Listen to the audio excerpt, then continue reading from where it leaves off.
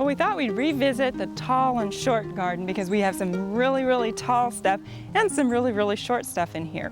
And what you were just looking at, the Kong sunflower, has done really well. And you can see as you look up at the top that it's just now starting to open up and they're starting to bloom, and I think it's going to be really pretty. The other thing that's nice about this sunflower is that there are a lot of buds up there.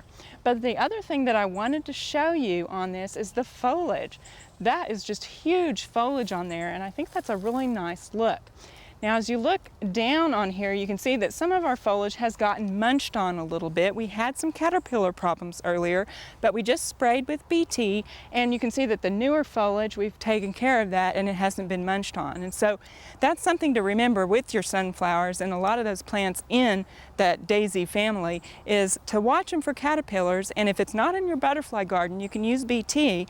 Take care of those caterpillars. It's selective just to the Lepidoptera larvae, so you're not going to hurt anything else in your garden. You can take care of that munching problem, and then you can also still have some beautiful plants. Now some of the other things we have in here, back in the back here, we have some of the pink flamingo celosia that's just starting to bloom, and these are things that come into bloom when the weather gets hot. And that's one of the nice things about celosia, is that right now a lot of our other flowers are starting to shut down and not bloom, but this is starting to take off now that the weather is hot.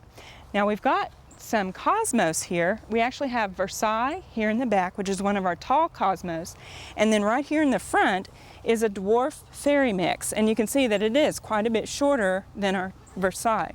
Now one of the problems that we've had quite a bit of problem in our tall and short garden is with plants flopping over. And Katie, one of our summer workers, actually came up with a really nice staking system here. She basically built a little stake fence out of some bamboo. We had some bamboo growing here, and she just cut that and then tied that together and has a very nice staking system.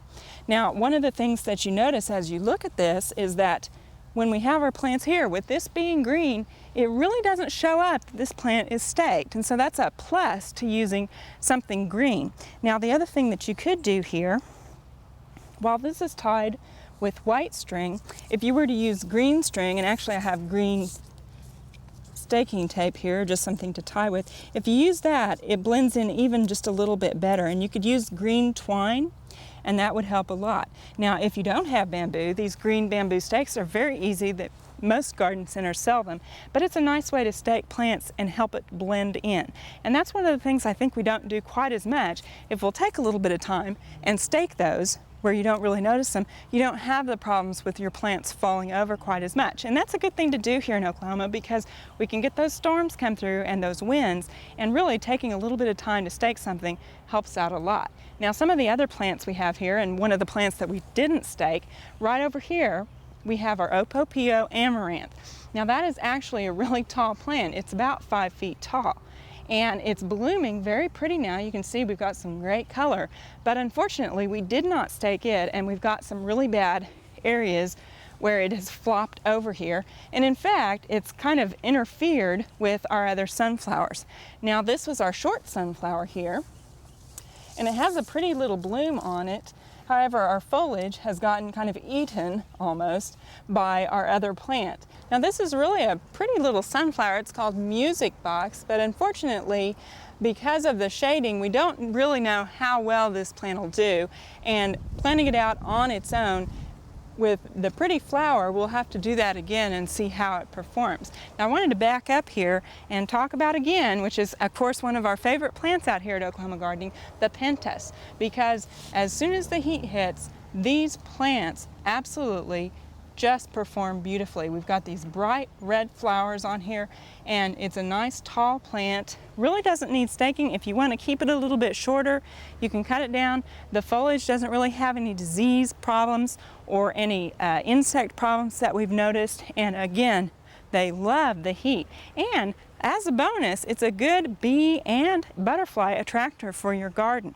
Now moving on along here, we've got our short celosia. This is just a regular feathered celosia here down And these are doing, again, very well with this hot weather. And one of the other things that we could do with these right now is to start harvesting them and dry them. We could make some beautiful wreaths for Christmas out of our celosia.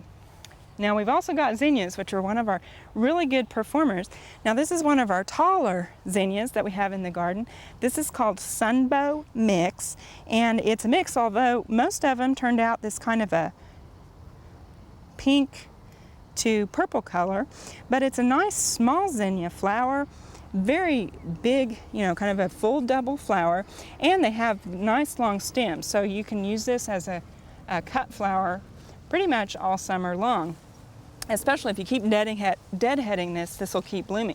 The other thing that's nice about this is as we look through our foliage here, there really isn't a lot of powdery mildew problems here, so that's kind of nice too. Now we've got it coupled here with our shorter zinnia. This is one of our favorites too, this mounding Zinnia linearis, or bush zinnia down here. And again, it is one of them that does have resistance to powdery mildew, and as we look through the foliage here, it's also nice and clean. Now, one of the cool things about zinnias is they're really fast to germinate, especially when the weather's hot. So if you don't have any out right now, what you can do is just take your zinnia seed, go out and plant some. You'll have something blooming within a month. So if you've got an area that you need to fill in because other things died, then go take some zinnia seed and put that out there to be a fun project for the kids. Now we also have down here in the front, one of our lower growers is the Homestead Purple Verbena. And as you notice here, we don't really have a lot of bloom on it right now. With the weather getting hot, it kind of set it back just a little bit. However, we do have a lot of buds all over. So this is getting ready to come into bloom again, and will probably continue this way throughout the summer. So although we've got just kind of a little bit of a downtime on our color, it's going to show up again with some beautiful purple flowers. Now this is our short pentas. This is New Look. There are several different colors in the New Look series, so if you don't want the tall pentas, you can go with these because they stay nice and short. Really, they don't get over about a foot, at the most a foot and a half, and really about a foot tall. And again, it's just absolutely covered with these beautiful red flowers, nice dark green foliage, blooming great with the heat. So these are just a few of the plants in our tall and short garden. It looks like they're doing really well right now. We hope you've enjoyed this classic from the Oklahoma Gardening Vault. Remember, even though these tips and techniques are timeless, there's always something new to learn in the world of gardening. By subscribing to both Oklahoma Gardening and OK Gardening Classics, you'll have access to a wealth of gardening knowledge, both classic and contemporary.